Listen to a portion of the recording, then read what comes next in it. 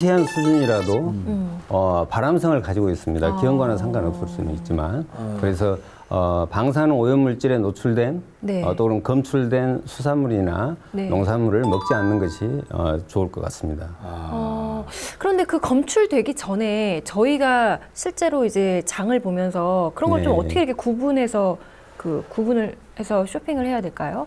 글쎄요, 그건 뭐 장을 보면서 이렇게 일반인이 이렇게 구분한다는 것은 어려울 것 같고요. 네. 식약청이나 국가기관에서 이렇게 수입 자체를 이렇게 제한을 한다거나 그런 노력을 통해서 우리 시민들을 보호하는 게 좋을 것 같습니다. 제 후배 네. 중에 하나는 아이를 안 갖기 때요.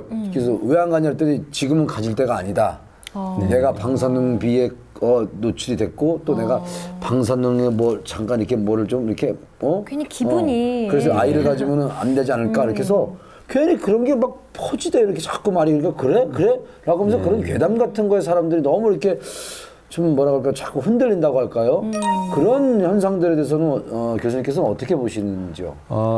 실제로 이제 과거에 지금 그 후쿠시마 원전 사고가 네. 구소련의 체르노빌 원전 사고하고 상당히 이제 비교가 되고 있거든요. 네. 그래서 이제 과거에 그런 관련된 연구라든가 그런 내용들이 많이 있는데요. 실제 그 당시에도 주변의 나라들 뭐 그리스나 뭐 영국이나 또는 덴마크 독일 같은 나라에서도 그런 우리나라 유사한 현상이 있었습니다. 그래서 실제 뭐 임신을 굉장히 제한을 하고 그런 상황이었음에도 불구하고 네. 실제 기형 발생이 증가했다거나 또는 뭐 백혈병 같은 암 발생이 이렇게 많이 증가했다거나 그런 상황은 없었거든요. 그렇기 때문에 그리고 현재 지금 후쿠시마 원전에 따른 방사능 노출이 체르노빌 원전 수준의 10분의 1 정도밖에 안 되는 걸로 되어 있습니다. 따라서 임신을 계획하고 있는 분들은 차질 없이 임신을 계획을 잘 해서 아기를 네. 잘 낳을 수 있을 것 같습니다. 그래요.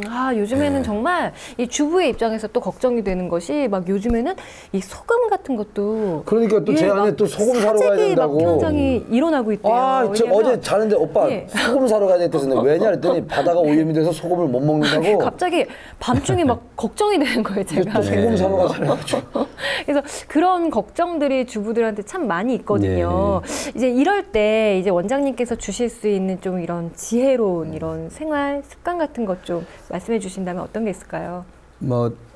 일부 학자들은 그렇게 이야기를 하더라고요. 아예 이 원전 관련해서는 아예 매스컴을 아예 보지 말아라. 왜냐하면 그 자체가 이렇게 그 방사능에 대한 걱정을 많이 하게 되고 이제 그런 상황들을 이야기하고 있거든요. 그래서 실제 정부에서 밝히고 있는 것처럼 뭐 소금이라든가 이제 그런데도 현재 뭐 방사능 물질이 많이 검출된다거나 그러지 않고 있잖아요. 그래서 너무 민감하게 그럴 필요는 없을 것 같다는 생각이 든다는 거죠. 그러니까 제 아내는 지금 방송 끝나고도 또 소금 사러 갈지 모릅니다. 살 거죠? 그냥 원래 10개 살려고 했는데 5개만 살려고. 하지 마세요. 모범이 돼야 되지. 그렇죠. 근데 저희가 지금 이렇게 교수님 모시고 저희가 방사능에 대한 모든 것을 이렇게 좀 자세하게 소개해 드렸는데도 불구하고 아니야 나는 더 궁금한 게 많어. 나는 잘 모르겠어. 걱정돼 라고 이렇게 하시는 분들을 위해서 좀 뭔가 상담을 해줄 수 있는 데가 있다면서요? 네, 그렇습니다.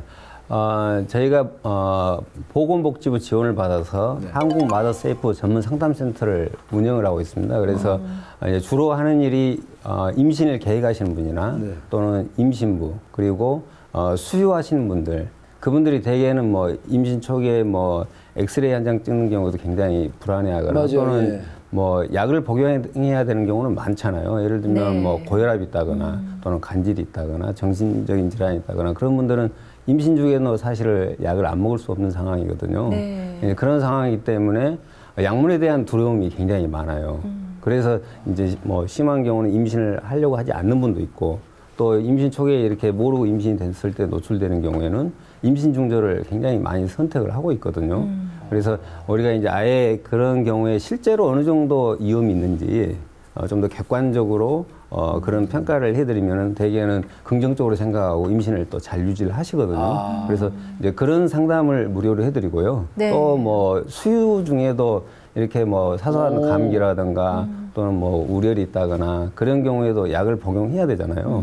그런 대개는 이제 의사 선생님들이 뭐 약 드실 때만 잠깐만 이렇게 그 수유를 그렇죠. 중단하세요 그러면 그게 빌미가 돼가지고 영원히 수유를 못하게 되는 결과를 가져올 수도 있거든요. 그래서 저희가 이제 관련된 정보를 많이 가지고 있어요. 네. 그래서 저희가 월요일부터 금요일까지 네. 오전 9시부터 5시까지 예. 이렇게 무료로 항상 상담원이 3분이 계셔가지고 네. 상담을 적극적으로 해주고 있습니다. 그리고 저희가 이제 서울에 있는 중앙센터가 있지만 지방에도 부산, 광주, 대전, 창원, 대구 이렇게 거점 지역 센터가 있어가지고 네. 항상 이렇게 상담을 할 수 있게 준비를 하고 있습니다. 전화번호는 1588-7309입니다. 영구 네. 7309. 네, 맞습니다. 1588-7309입니다. 근데 무료 상담을 받기 위해서 요즘 전화가 어느 정도 오나요? 또 특히 방사능 때문에.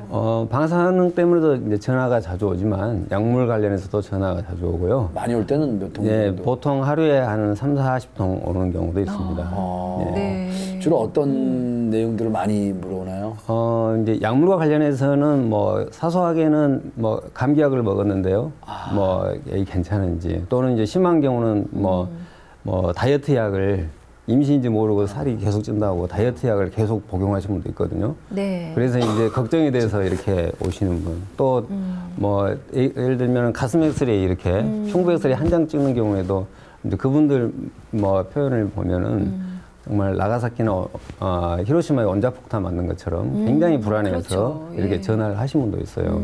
그리고 심지어는 제가 그 상담했던 사례 중에서는 이렇게 그 진전증이라고 해가지고 네. 이렇게 안절부절을 이렇게 하는 분이 있더라고요. 근데 그분은 항정신성 약물을 드시고 있기는 하지만은 사실 결혼을 해가지고 임신을 준비하려고 2달 동안 약을 끊어봤대요. 그랬더니 너무 힘들어가지고 죽겠더래요. 그래서 저희한테 이제 상담을 받고 마음이 놓이고 뭐 10년 동안에 쌓인 체증이 다 풀렸다 그렇게 표현할 정도로 이런 정보 한마디 한마디가 상당히 그 도움이 되는 네. 그런 상황이 있습니다.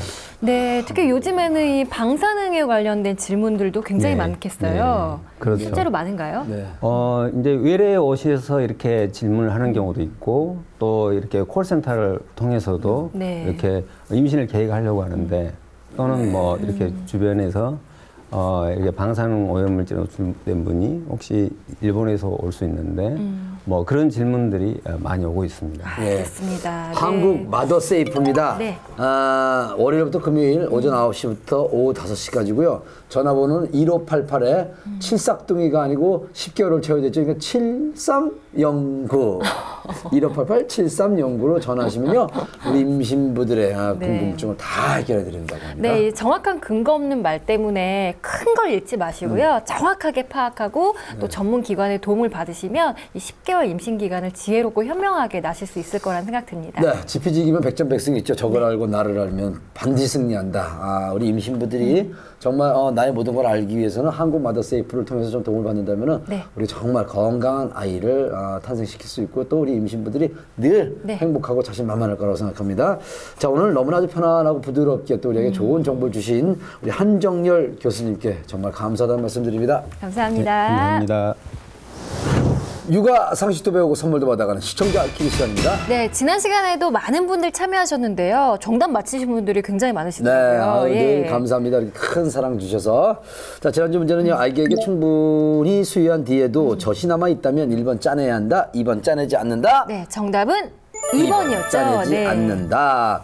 모유 분비를 촉진하는 시기라면 남은 젖을 짜내야 합니다. 그러나 아기에게 충분히 수유할 만큼 분비량이 충분한 시기에는 오히려 과다 분비를 촉진할 수가 있기 때문에 수유 시 남는 젖을 짜낼 필요는 없다고 하네요. 네, 이 젖의 분비량은 아기가 먹는 양에 따라서 자연스럽게 조절된다는 점을 기억하시면 좋으실 것 같습니다. 네, 이번 주 문제 내드리겠습니다. OX 문제입니다. 둘 중에 하나입니다. 네. 자, 이번에도 많은 분들이 정답을 또 거의 다 맞춰줄 거라고 생각하는데 아기 입에 손이나 젖을 대보고 아기가 빨면 젖을 먹여야 한다. 네. 맞으면 O, 틀리면 X입니다.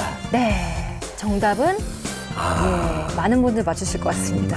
네, 저희가 정답 맞히신 분 중에 추첨을 통해서 푸짐한 선물 드리고 있는데요. 안내해 드리겠습니다. 정답자 한 분께 이사와 청소, 인테리어를 한 번에 오케이! 영국 크린에서 10만 원 백화점 상품권을, 정답자 2분께 임산부 화장품의 명품 브랜드 닥터시자리에서 화장품 세트를, 정답자 4분께 육아가 쉬워진다 월간 마메랑팡에서 6개월 정기구독권을, 정답자 1분께 아빠의 금연 도우미 애니스틱에서 원조 전자금연 보조제 애니스틱 코리아를 드립니다. 네, 이렇게 푸짐한 선물이 준비가 되어 있습니다. 네. 정답을 아시는 분은요, 2011년 4월 29일입니다. 4월 29일 금요일 1시까지 육아방송 홈페이지 이벤트 게시판에 정답을 남겨주시면 되고요. 네. 2시에 정답자를 발표할 테니까 여러분 참고하시기 바랍니다. 네, 요즘 많은 분들이 참여하셔서 참 기분이 좋습니다. 네, 요즘에요, 이제서야 봄이 왔다는 걸 느껴요. 막 네. 길거리에 막 봄이라서 꽃도 펴 있고, 근데 또 한낮에 보면은요 초여름처럼 막 덥고, 그래서 일교차가 크다 보니까 특히 우리 아이들 건강에 좀 유의하셔야 되지 않을까 그런 생각을 해봅니다. 네, 일교차가 심하다 보니까 제 주변에 감기 걸린 분들이 이렇게 많더라고요. 네. 자, 건강관리 특별히 신경 쓰셨으면 좋겠고요. 네. 다음 주도 알찬 정보 가지고 여러분 찾아뵙도록 하겠습니다. 자, 여러분 감사합니다.